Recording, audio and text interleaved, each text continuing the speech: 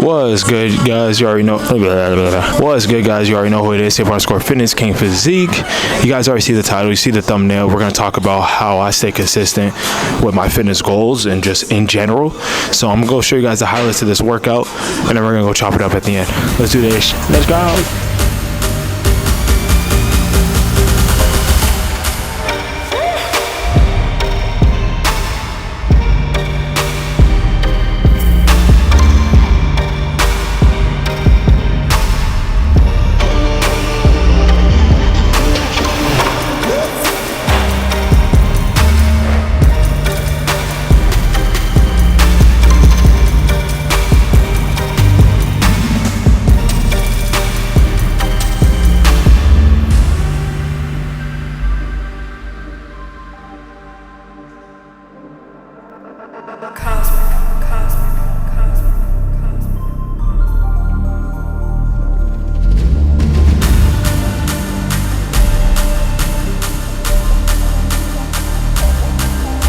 So this is one of the topics that you guys have been asking me for a little bit now.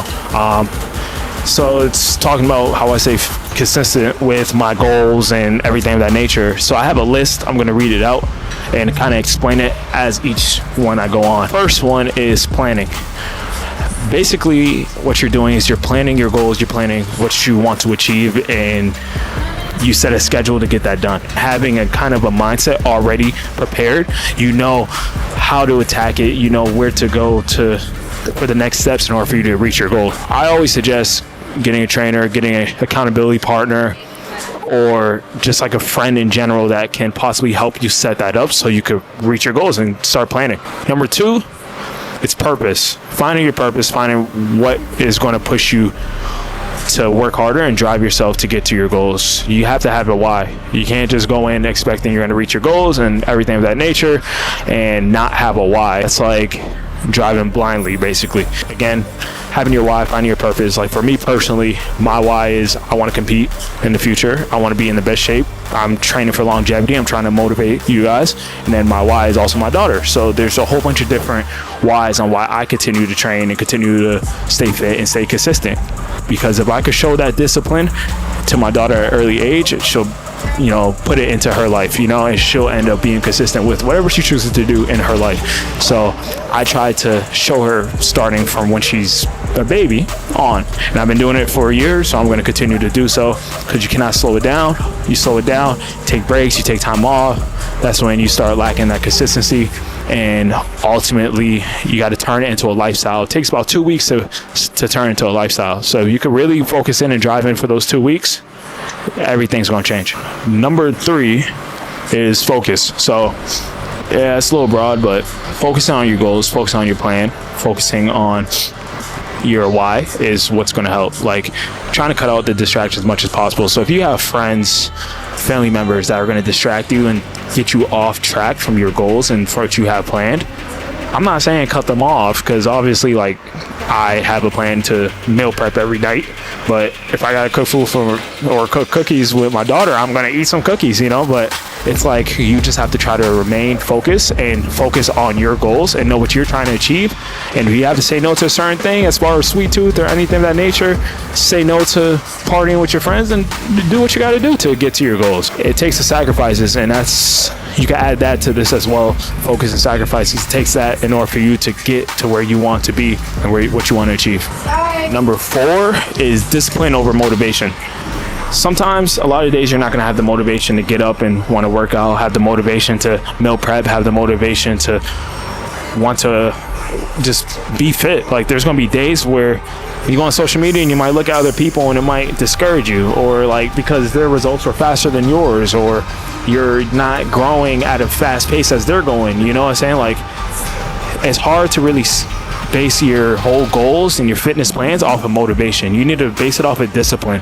Yes, be motivated, have things that motivate you and push you, but you have to have more discipline. The discipline is the days that you don't want to do it, you're still going to get up and do it. The days where you're tired and you don't want to work out, you don't want to eat because you're sick of the meal prep and you're tired of doing it for 3 weeks, you got to continue to do it and find that discipline, and that's what's also going to help you stay consistent to your goals, and that's what I live by. This one's going to be funny because you guys might think it's contradicting. to my lifestyle, but social media isolation and time limiting. So limiting your time on social media, because a lot of times we compare ourselves to others and when we're on social media, and that's where we end up falling short with our goals.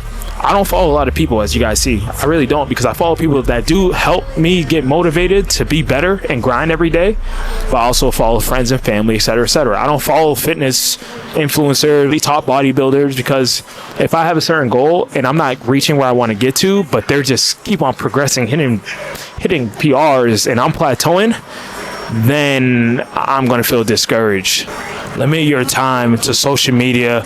Limit your time to scrolling and looking at all these fitness influencers, comparing your physique with theirs, comparing the time where you started training and they started training. Limit all of that. See, me personally, you guys might think I'm on social media all the time, and that is not the case. I post and then I'm off of it. I have no notifications on social media, and I'm just going about my day. I post to, give you guys content, try to add value to your training, help you guys get to where you got to get to. But I'm not on social media. I'm not scrolling through people's stuff and comparing myself, because I used to do that and it didn't benefit me in any way besides make me question why I wasn't getting to certain goals or certain gains or anything. It's good to learn from people that have been in the fitness world longer than you, but at the same time, it is also a very toxic community, because everything you see on social media is not true.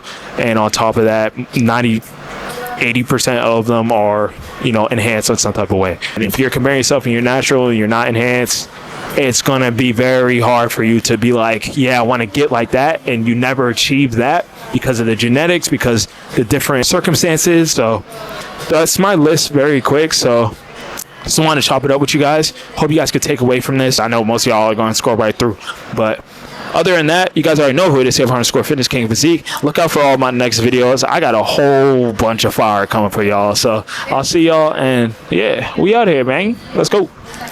Oh yeah, get to your goals and get that work in. Stop looking at everybody else's shit and do your own shit. Let's go.